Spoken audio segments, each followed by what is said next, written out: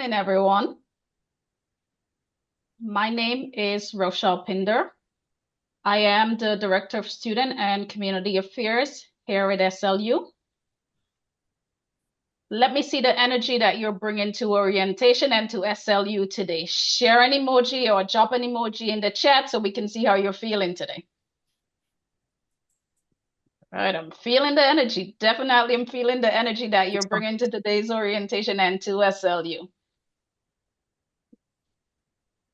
To help make this experience a great one for you tonight, we ask that you please keep these community guidelines in mind. Feel free to ask questions anytime in the chat. We'll also share helpful links and info in the chat when relevant. Please keep yourself on mute until we invite you to unmute. Make sure your Zoom name includes your program code, first and last name. The codes are in the chat for your reference. This session is being recorded and will be available on Brightspace, along with the resources that we share here tonight. Please look out for an email with that link. We appreciate your feedback, so please complete the short survey at the end. Finally, after the orientation, stick around for registration and a Q&A with your advisor, the registrar's office, financial aid, our Office of Student Account, and our IT team. If you haven't registered or if you still have lingering questions after the orientation, this is your chance to get them answered. Give me a thumbs up if you agree with the community guidelines.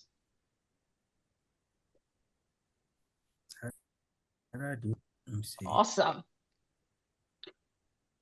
Welcome to SLU, where we strive to make a difference in our community. Each of you in this room today come to SLU with your own story, life and work commitments, dreams, and reasons for starting or continuing your education journey here at SLU. The one thing that ties you together is that you are beginning your journey at SLU at a time when our society is asking big questions. Big questions about work, big questions about democracy, and big questions about our shared future. You each bring your different experiences and perspectives to those conversations. And here at SLU, that range of viewpoints is part of who we are and reflects our orientation theme today. Rooted in community, rising for change. Being rooted means learning together, supporting one another, and staying connected to the communities that shape us. Rising for change means growing personally, professionally, and collectively in ways that feel meaningful for you. You're joining a community of faculty and staff who are here for you. At SLU, we encourage curiosity, connection, and community. So, ask questions, use available resources, and stay connected to the faculty, staff, and your peers. Welcome to SLU. We're excited to learn and to grow with you throughout your time at SLU. Tonight, you'll meet some of the staff who will help make your time at SLU a bit easier, who will help you navigate your journey, and you'll have a chance to meet each other in program breakout rooms. We'll start the presentations tonight from the Office of Registrar, who helps keep your academic records in order. Then we'll move on to financial aid, who helps make college affordable. Student accounts, and then student accounts who manage all things related to your tuition and payments. We'll go through all these presentations first, and we've set aside some time for Q&A, so we please ask that you hold your question. There will be an opportunity for you to ask. Please welcome Jessie from the Office of Registrar. Good evening, everyone, and happy 2026. Welcome to the SLU community. We're happy to have you and hope you have a stellar academic experience here with us. So again, my name is Jessie. I am the Enrollment Registrar Specialist at the Office of the Registrar, and Lori Grimes is the Registrar. Next slide, please. So who are we? The Office of the Registrar is committed to maintaining and protecting the accuracy, integrity, and security of all student records. We strive to enhance the educational experience by serving students, faculty, staff, alumni, and the greater SLU community. Next slide, please. What do? We assist students through the enrollment process. We oversee the academic calendar, course catalog, online bookstore. We process transfer credits, transcripts, diplomas, enrollment verifications. We evaluate academic records, including degree audits and graduation, so make sure that everything is aligned and you get that degree at the end of your experience with us. We manage the student demographic data, including your personal information.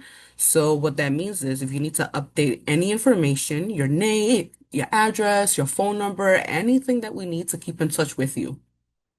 We enter your student health records. So MMR, meningitis, which is required by New York State law and CUNY if you are attending in-person classes. We also follow academic policies in regards to your Federal Education Rights and Privacy Act, also known as FERPA. Next slide, please. Next slide. Oh, sorry. And these links here are very crucial, so I would bookmark them on your favorite web browser. The first link is to our academic calendar, which we update according to changes that happen in everyday life. We have conversion days, we have holidays. The second link is a how-to guide to help you navigate Schedule Builder, which is our platform for registration to add, drop, swap classes, provided they're open. The third link is to the health records, which will provide you with more information about the MMR and meningitis requirements. The fourth link is to the FERPA, which is again Family Educational Rights and Privacy Act, which we follow to the T in protecting your educational records. And our last slide, next slide, please, is our contact information. So we are here for you virtually, in person, phone, Monday through Friday from 9 to 5. Registrar at slu.cuny.edu is our main email to contact us. Our main line, 646-313-8409. That e-permit email is for students who are interested in registering or applying for another CUNY campus, where if we don't offer the course and that other CUNY campus has it, then you can apply for an e-permit and it will transfer back into your degree curriculum. Now, the last email again is for you to submit your immunization records as required by New York State law. Now, welcome again to SLU, and I hope you have a good educational experience with us. I'll pass it on now to the financial aid office to my colleague Kelsey. Hello, thank you. So I'm with the Office of Fellowships and Financial Aid. My office is located at the Graduate Center. So our office does the financial aid for the Graduate Center, the School of Labor and Urban Studies, and the School of Journalism. So we are here dedicated to provide all the financial aid services. We're here to help reducing the out-of-pocket tuition costs and really making education affordable. You can go to the next slide.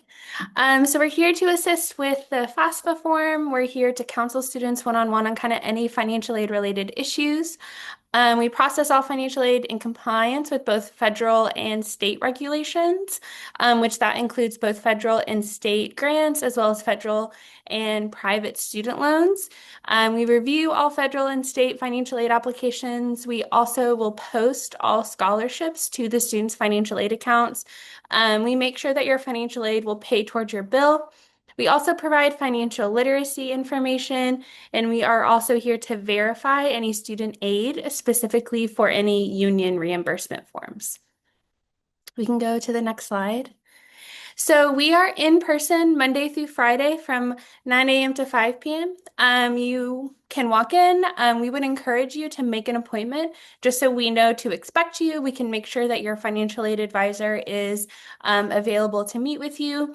Again, our offices are located at the Graduate Center, which is not too far of a walk. I think it's less than 15 minutes. But the address is 365 Fifth Avenue, and our office is on the 7th floor.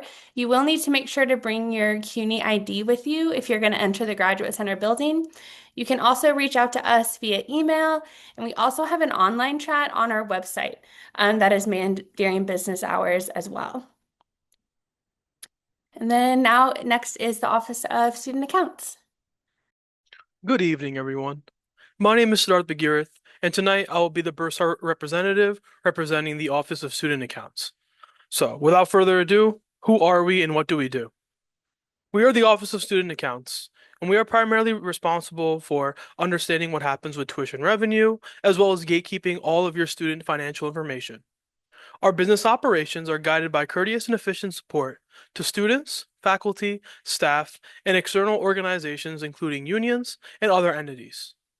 We are highly focused on integrity, having accountability over data and all student financial information, as well as enforcing appropriate fiscal practices throughout the entire SLU campus community. This department includes three aspects. The first being Bursar, which presides over student accounts; Cashier Services, which is an entity in which you can come stop by at the 14th floor of the campus and make payment via check or money order; and third, which is the SLU Scholarships, in which you can ask for help in regards to understanding your eligibility for scholarships and other institutional aid opportunity. Next. So what we do. Here at the Bursar, we're responsible for the billing of tuition and fees, we oversee the online payment system, and we encourage timely issuance of refunds. We are primarily responsible for reconciling payments to maintain accurate financial records for accounting and tax purposes. This includes student billing and payments, third-party billing and payments, payment plans, refunds and direct deposit, as well as 1090 AT. Secondly, we also handle the collection and processing of tuition and fee payments with a commitment to security, accuracy, and efficiency. We provide response assistance to students regarding payment-related inquiries and account concerns.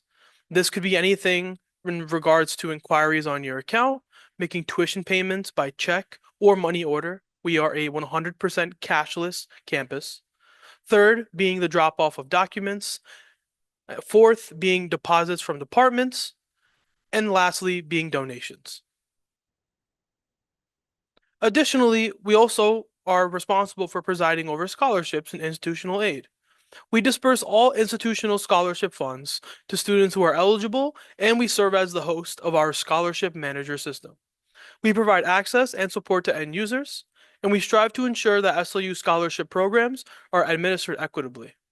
So this includes scholarships, grants, and emergency funds. And in order to apply to any scholarship or institutional aid opportunity, you need to use our SLU Scholarship Manager system. Now, in terms of contact and being able to reach us here at the overall student accounts, we first highly recommend that anyone who has an inquiry, they first make an email to bursar@slu.cuny.edu. Same in terms of asking for assistance on when they can make a payment. Same email.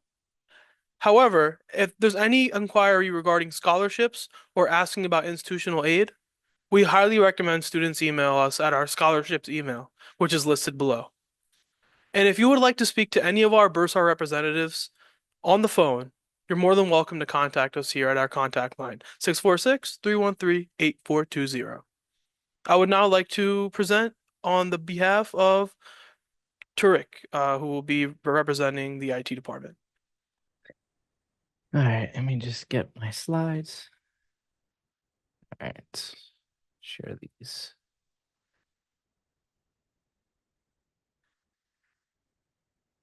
Make sure you guys can see it.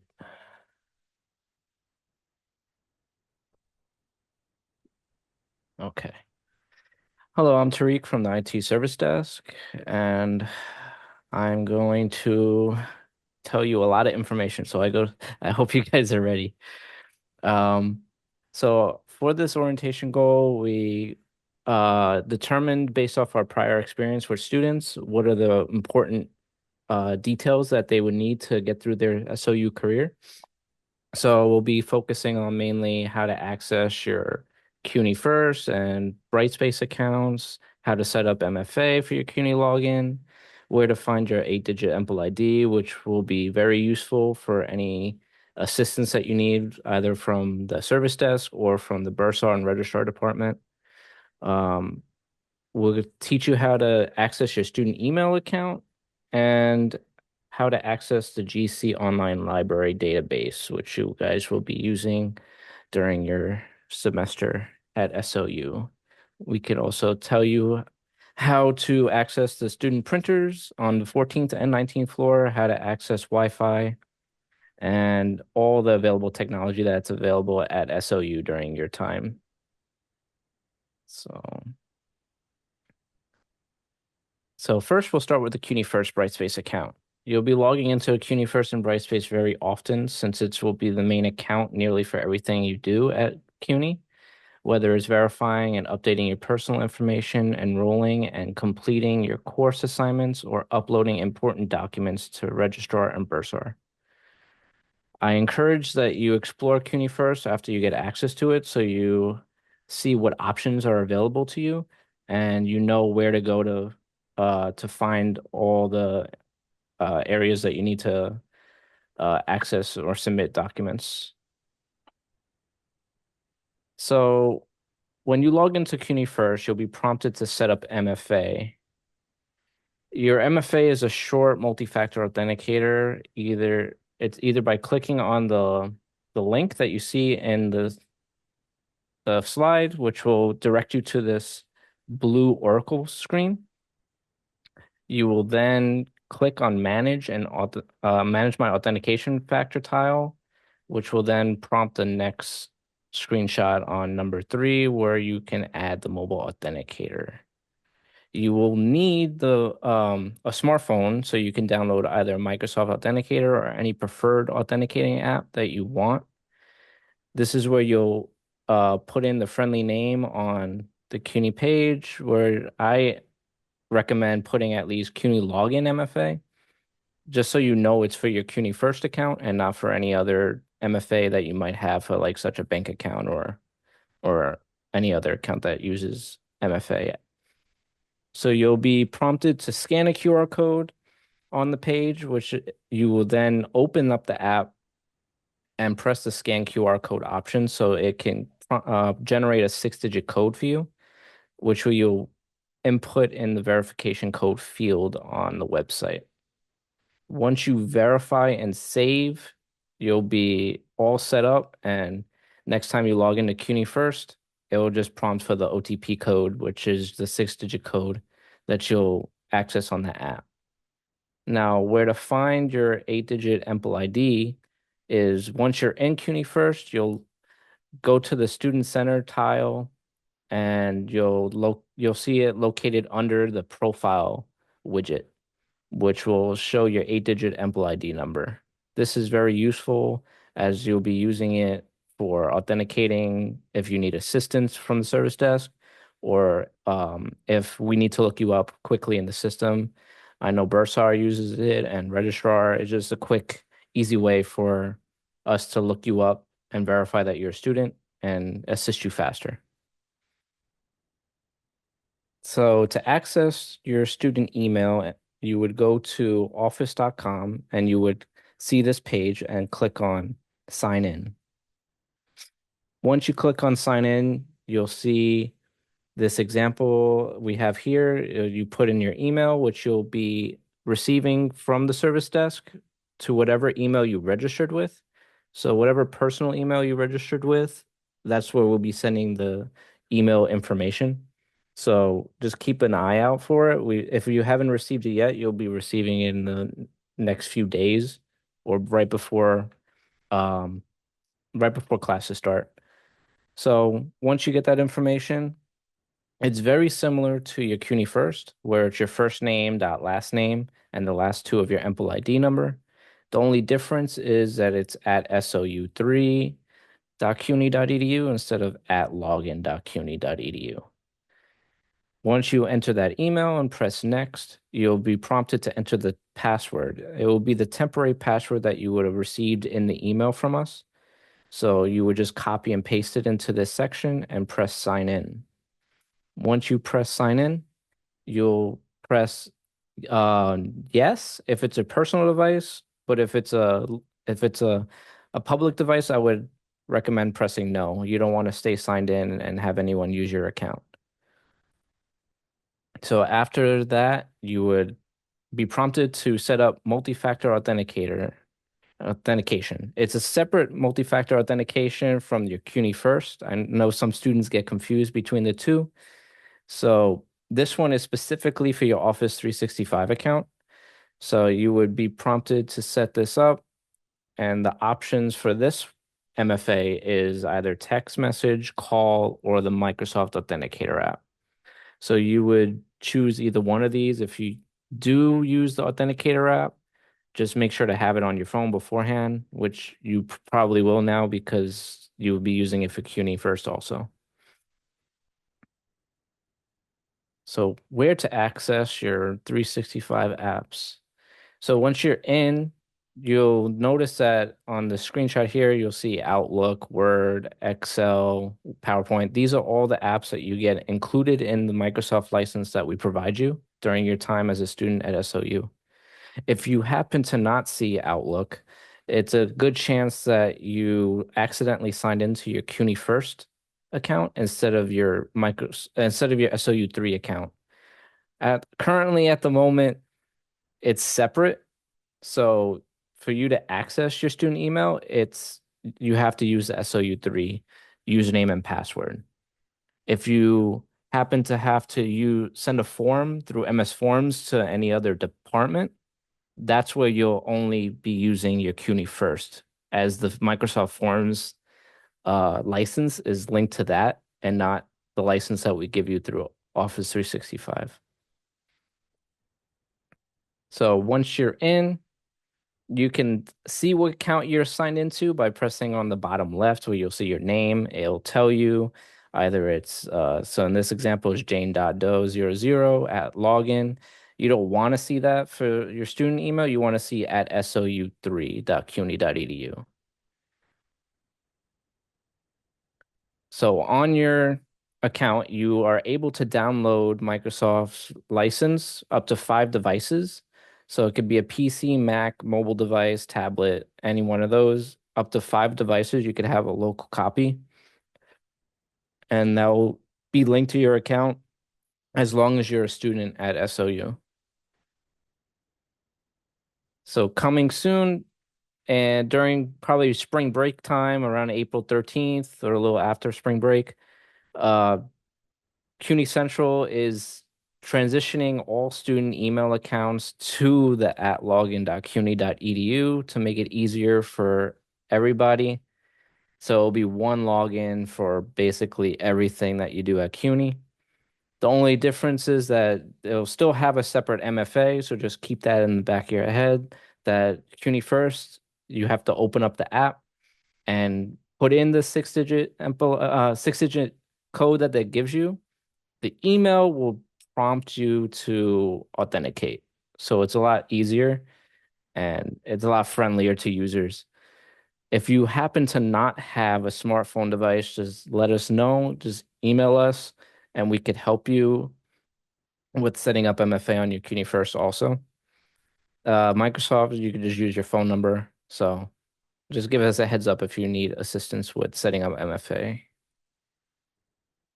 So a lot of students tend to forget their password after setting it. Harming more than just myself. Oh, so students tend to forget their password after setup. So an easy way to reset your password is you would go to the CUNY First login page and you would press on forget password. This is where you authenticate yourself with your EMPL ID or your CUNY First login. Once you get there, you'll answer your security questions that you set when you initially set up the account, and you would enter your new password, which must be at least 13 characters long with 1 capital letter, 1 lowercase, 1 number, and 1 special character. Now for the GC library, you would go to either the link that I have here in the slide, or you could search it on Google. You just search the Mina Reese database, it'll pop up. You go here. Once you're here, and you choose a journal or article that you want, you'll be prompted with this screen on this screenshot right here that you see of how to log in.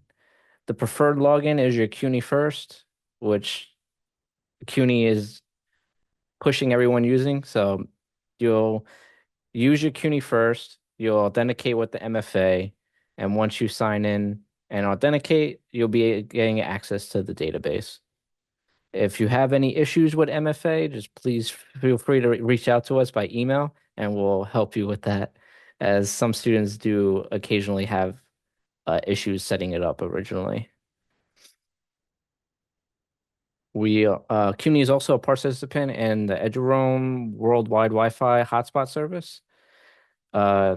This will give you access to Wi-Fi on all CUNY campuses. So once you sign in with your CUNY First credentials, you can go to like GC library, SLU library. It should automatically connect to the EduROM Wi-Fi. You would just find it in your normal settings. When you go to Wi-Fi, you'll click on EduROM, and then you would put in your full CUNY First login. So it would be your first name dot last name, at last two of ample at login.cuny.edu, and your CUNY First password.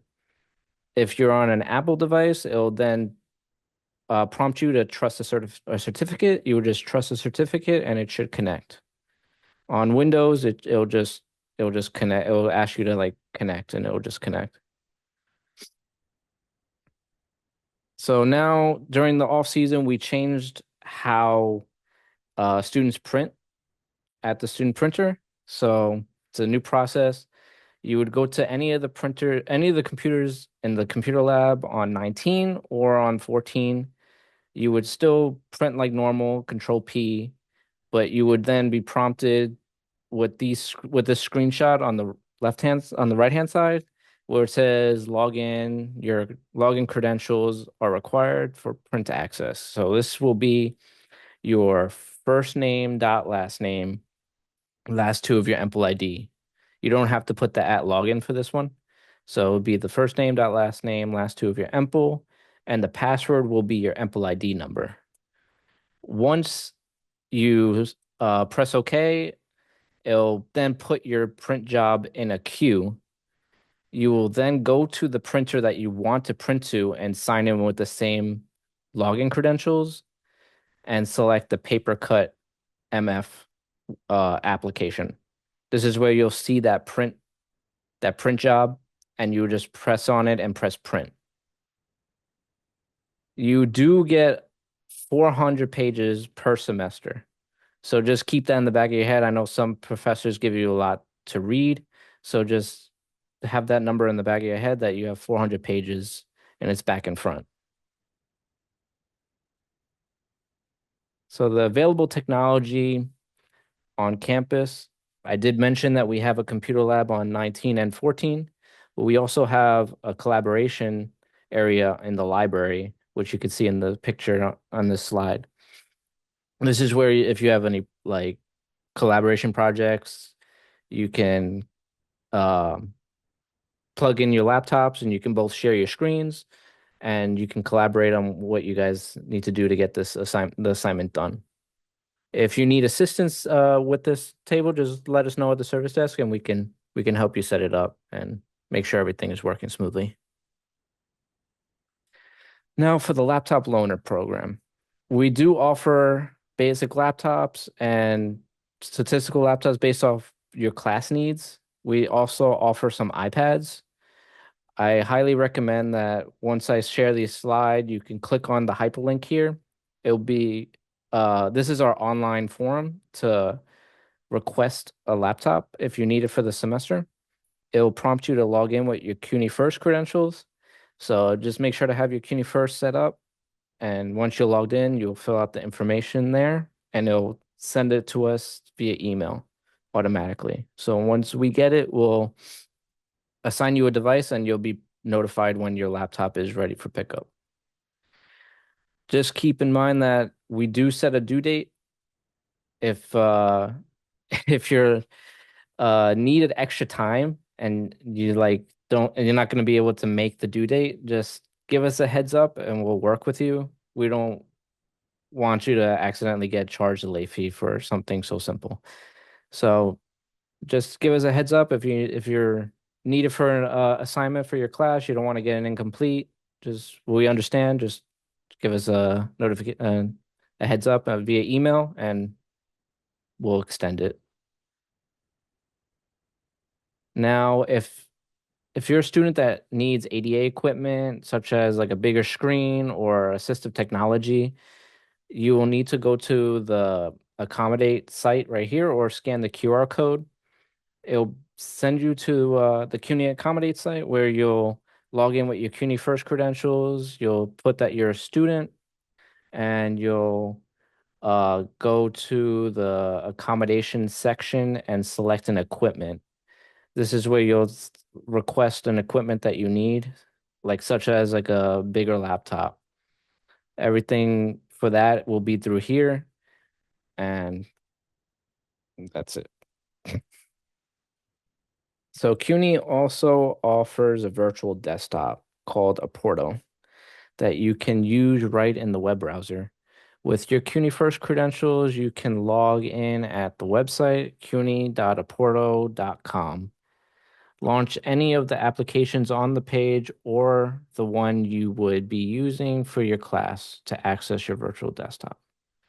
For the first time, just give it a few minutes because it's generating your profile.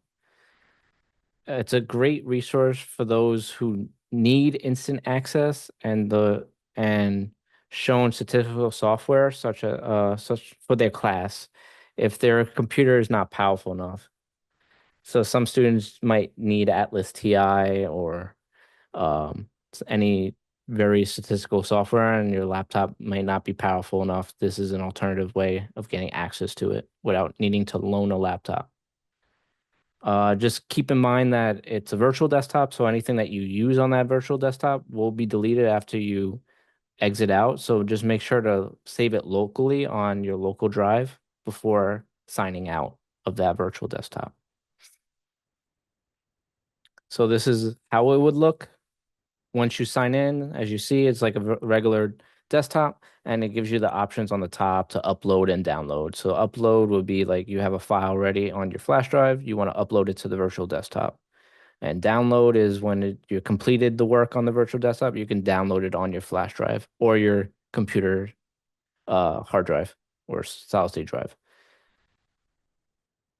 This is the service desk information, so you can see any additional information at our slu.cuny/IT-service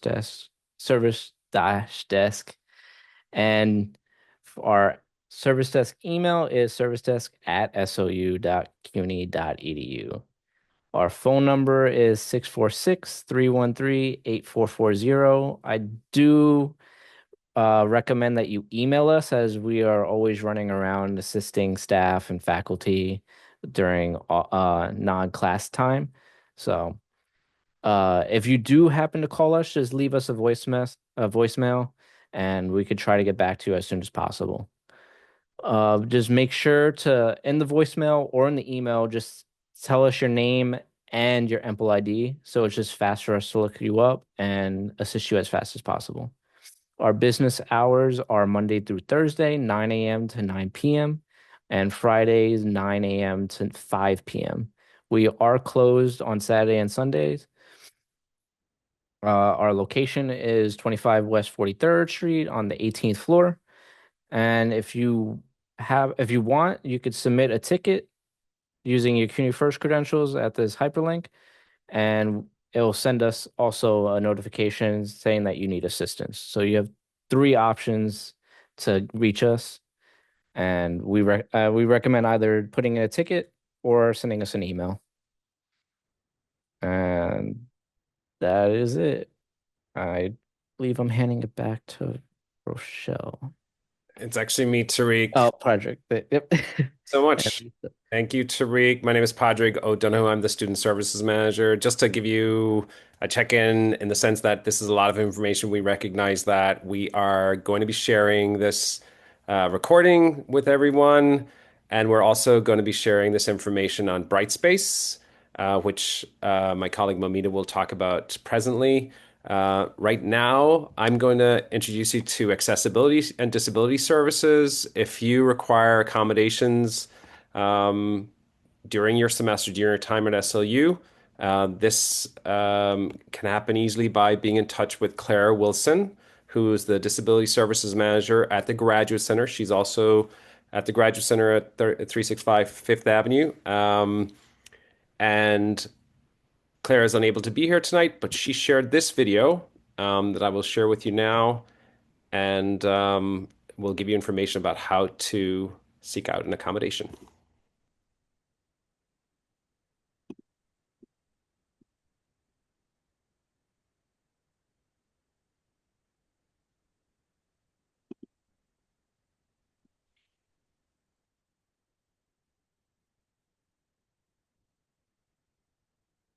Hello, and welcome to the orientation for CUNY School of Labor and Urban Studies. My name is Claire Wilson, and I manage Student Disability Services at SLU, as well as the CUNY Graduate Center, which is just down Fifth Avenue at 35th Street. If you feel you should receive services, we can discuss your individual circumstances remotely, by phone, or in person in our offices at the CUNY Graduate Center. In addition to the contact information on this slide, a digital handout is available from the orientation organizers. I will also share contact information again at the end. Discussions and information regarding a student's disability will be kept confidential unless a student requests otherwise. When program faculty and staff are contacted regarding accommodations, we only say that we have documentation of a disability, not what that disability is, and then recommend appropriate accommodations. A student may choose to disclose information about a disability to faculty or program staff of their own volition, but should not be compelled to do so. Some students feel it is important to their identity to disclose their disability. Others do not want to disclose. We respect either choice. In higher ed, it is the student's responsibility to initiate services. Accommodations are implemented through an interactive process that begins with an initial request through CUNY's Disability Services portal, CUNY Accommodate. Much of the interactive process, at least this first half, can be accomplished on CUNY Accommodate. CUNY Accommodate launched in spring 2025. Over the last 2 semesters, many wrinkles have been ironed out and features have been added.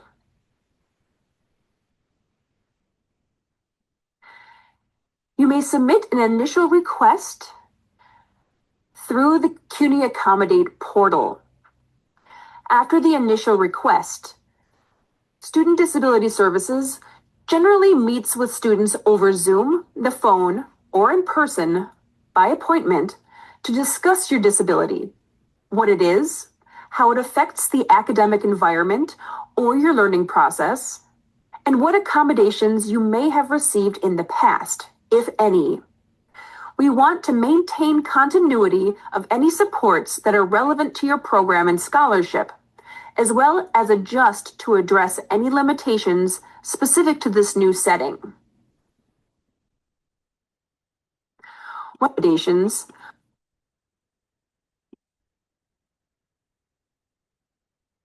And the video goes on to describe further the process, and that will be shared on Brightspace and after the orientation.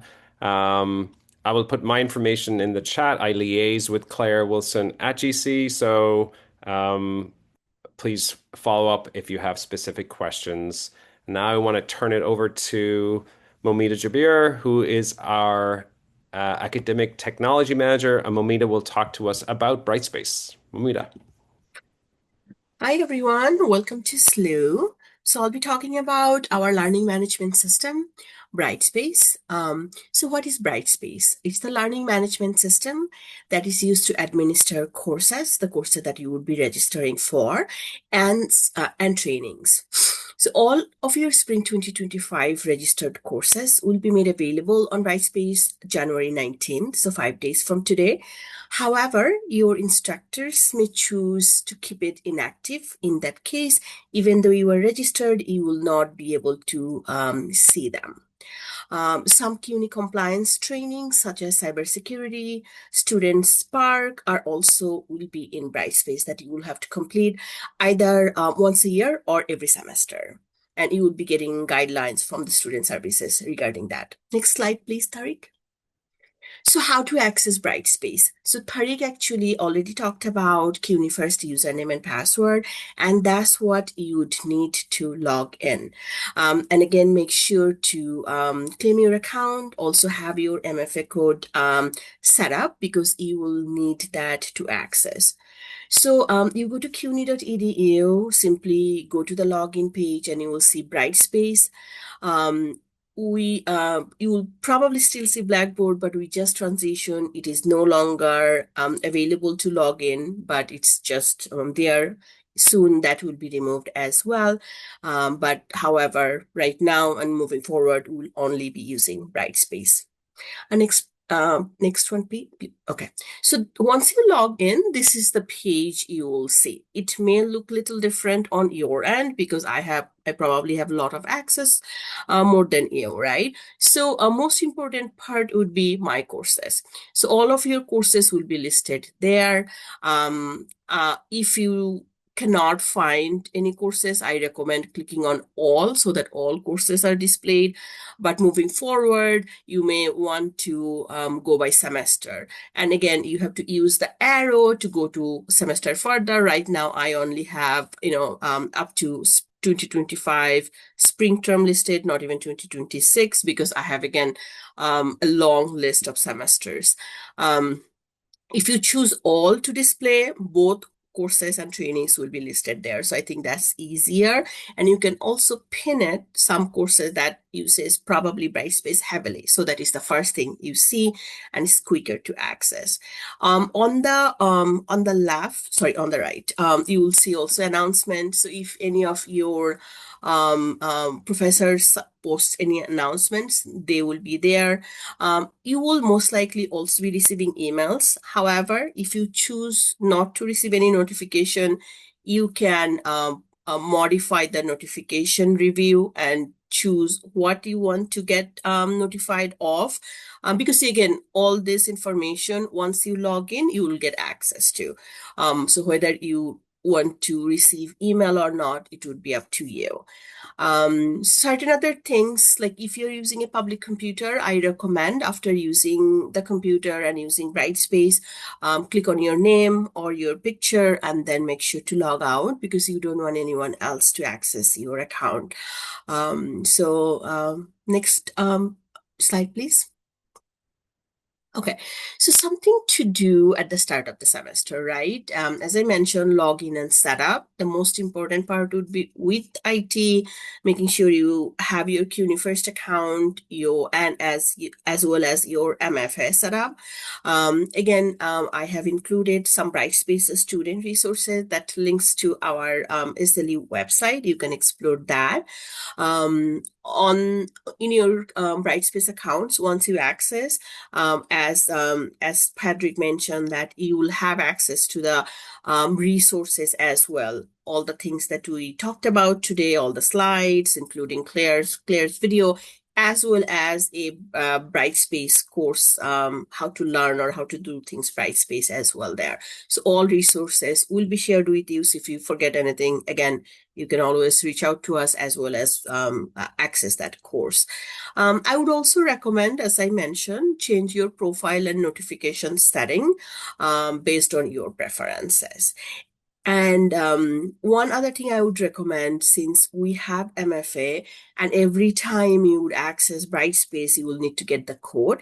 Sometimes it's easier to use the app and it's called Brightspace Pulse app. So it's, I don't have a logo here. It's actually orange and it's the Pulse icon right there. So you can download that as well. Both available both Android device as well as the Apple devices as well. And how to reach out for help, right? So if you cannot access Brightspace, right, that is a CUNY first login issue, I would ask you to reach out to the IT service desk. If you don't see your course in Brightspace, first thing to do, make sure that you are registered for that course. Second is to contact your instructor to see whether they're using Brightspace or not. Sometimes they choose not to, and they may use just not to use any learning management system. You can also use the virtual assistant within the Brightspace, and also you can email, and that is available 24/7. You can use that, and there is a CUNY dedicated phone number as well, and that is also available 24/7. So feel free to reach out about regarding that as well. So next slide. I think I'm done, but I just want to make sure I'm not missing anything. Yes, and that's that. And anyone have any questions? I'm happy to Thank you, answer. Amita.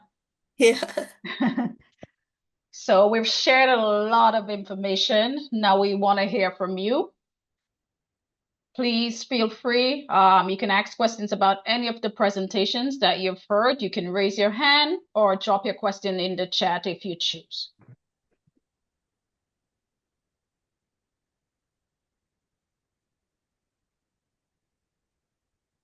I'm going to kick things off with a question for Jesse.